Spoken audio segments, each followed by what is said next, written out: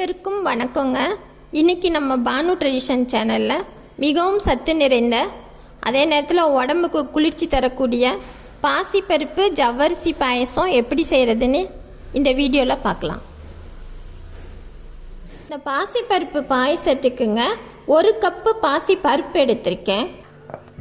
அதில் பாதி கப்பு ஜவ்வரிசி, 2 ஸ்பூனு பச்சரிசி, இது 3ஐயும் நம்ம தனித்தனியாக வறுத்து வச்சுக்கணுங்க. முதல்ல ஒரு பாத்திரத்தை அடுப்பில் வச்சுக்கோங்க.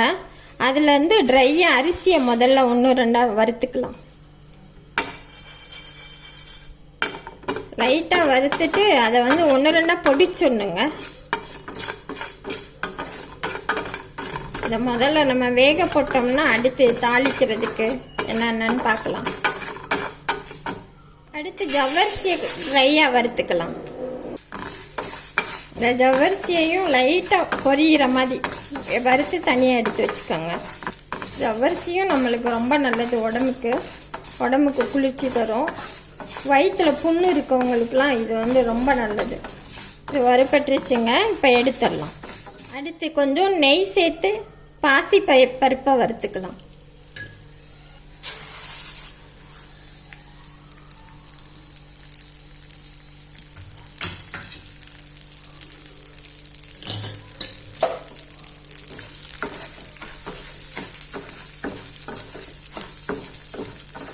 இந்த பாசி பயிரை பருப்பை நம்ம வறுத்துட்டு சேர்க்கல பாயசம் ரொம்ப டேஸ்ட்டாக இருக்குங்க. பாசி பருப்பில் நம்மளுக்கு உடம்புக்கு நோய் எதிர்ப்பு சக்தியை உண்டு பண்ணுது.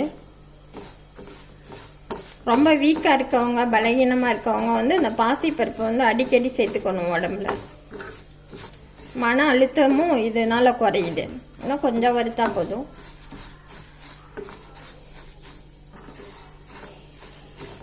நல்லா வாசனை வரும், அது வரைக்கும் வச்சிருங்க. இது குடல் ஜீரணத்தை ஜீரண உறுப்புகளை மேம்படுத்துது. அதனால உடம்பு ஜீரணமாகாமல் இருக்கிறவங்க, வயிற்று பிரச்சனை இருக்கவங்களுக்கு பாசிப்பருப்பு ரொம்ப நல்லது. இது பாயசமாக செஞ்சு கொடுத்தா குழந்தைங்களும் நல்லா சாப்பிடுவாங்க. வறுபட்டுருச்சுங்க. இப்போ எடுத்துடலாம். பாயசம்ன்றதுனால இந்த மாதிரி நான் அடிக்கணமான ஒரு பாத்திரத்தை அடுப்பில் வச்சுருக்கேன். அதில் நம்ம முதல்ல பொடிச்ச அரிசியை 1-2 பொடிச்சுக்கோங்க. 2 ஸ்பூனை அதை போட்டுடலாம். 2 லிட்டர் தண்ணி ஊற்றுங்க. இப்போ எல்லாம் வெந்து வர்றதுக்கு கரெக்டாக இருக்கும். அடுத்து வறுத்த பாசி பயிரை சேர்த்துக்கலாம். நல்லா வேகட்டுங்க. அப்படி உங்களுக்கு ரொம்ப குயிக்காக செய்யணுன்னா குக்கரில் கூட ஒரு 1க்கு 3 தண்ணி வச்சு 5 நிமிஷம் வச்சுருந்தா கூட போதும், நல்லா வெந்துடும். இந்த பாசிப்பருப்பு நல்லா வெந்துட்டுருக்குங்க. வெந்துட்டுருக்கட்டும். பாதி வெந்தோன்னு தான் நம்ம ஜவ்வரிசியை இதோட சேர்க்கணும். அதுக்குள்ளே நம்ம தேங்காய் பால் இதை ரெடி பண்ணிக்கலாம். இந்த பாயசத்துக்கு நம்ம அரை மூடி தேங்காயை நான் அந்த மாதிரி சில்லாக எடுத்து வச்சுருக்கேன். இதில் கொஞ்சம் நம்ம தாளிக்கிறதுக்கு சின்ன சின்ன துண்டாக வெட்டி வச்சுக்கணும். மித்ததை அரைச்சி பால் எடுத்துக்கணும். 200 கிராம் வெல்லம். இது கெமிக்கல் சேர்க்காத வெல்லங்க, அதுதான் கருப்பு ஒரு கலர் இதாக இருக்குது. 200 கிராம் வெல்லம் எடுத்துக்கோங்க. முந்திரி, திராட்சை, ஏலக்காய் தூள், தாளிக்கிறதுக்கு நெய், இவ்வளோதாங்க தேவையான பொருட்கள். இதை நம்ம வெந்தோன்னே தாளிச்சுக்கலாம். பாருங்க, பாசிப்பருப்பு முக்கால்வாசி நல்லா வெந்துடுச்சு. இப்போ நம்ம ஜவ்வரிசியை சேர்த்துடலாம்.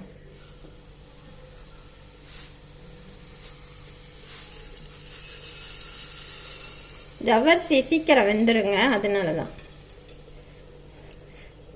குக்கர்லேயும் செய்யலாம், ஆனால் குக்கரில் பருப்பு வைக்கல கொல்லன்னு போயிடும். இப்படி வேகையில் நம்மளுக்கு பாயசம் ரொம்ப டேஸ்ட்டாக இருக்கும். இன்னும் கொஞ்சம் நேரம் வேகட்டும். ஜவ்வரிசி நல்லா வெந்துட்டுருக்குங்க. இப்போ நம்ம லேசாக 1 பிஞ்சு உப்பு சேர்த்துக்கலாம். ஸ்வீட்டுனாலும் நம்ம லைட்டாக உப்பு சேர்க்கணும்.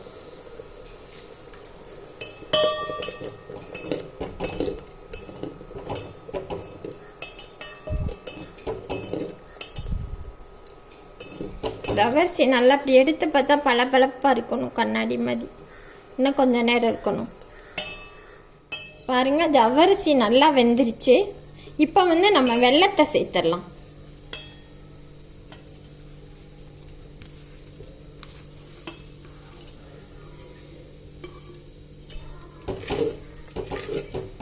வெல்லம் கரைஞ்சோன்னு கரையிற வரைக்கும் நம்ம கிண்டிட்டு இருக்கணும். நல்லா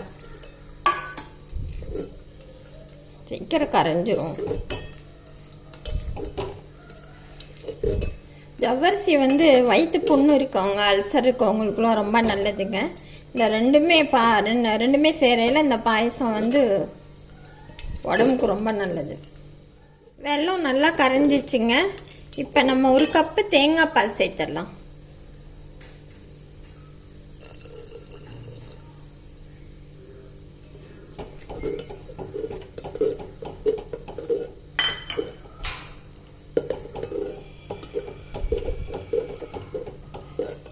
நல்லா ஆயிடுச்சு. இப்போ எடுத்து அங்கிட்ட வச்சுட்டு நம்ம தாளிச்சிடலாம்.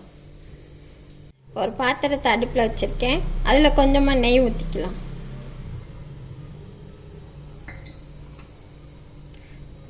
ஃபஸ்ட்டு பொடியாக நறுக்குன்னா தேங்காயை போட்டுக்கலாம். தேங்காய் சேர்க்கையில் நம்ம பாயசம் சாப்பிடையில நல்லா நறுக்குன்னு ரொம்ப டேஸ்ட்டாக இருக்குங்க. வெட்டி போடையில் கொஞ்சம் வதங்கட்டும்.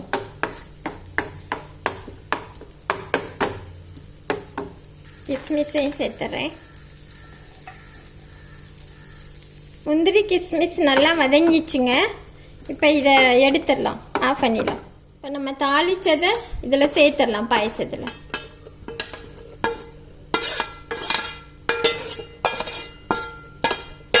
அவ்வளோதாங்க. கடைசியாக நம்ம ஏலக்காய் தூள் சேர்க்கணும்.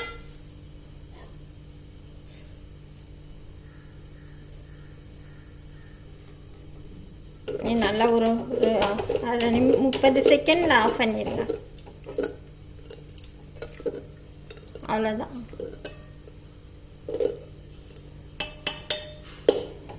பாயசம் தயாராகிடுச்சுங்க. மிகவும் சுவையான பாசிப்பருப்பு ஜவ்வரிசி பாயசம் தயாராகிடுச்சுங்க. நீங்களும் வீட்டில் ட்ரை பண்ணி பாருங்கள், ரொம்ப நல்லா இருக்கும். நன்றி, வணக்கம்.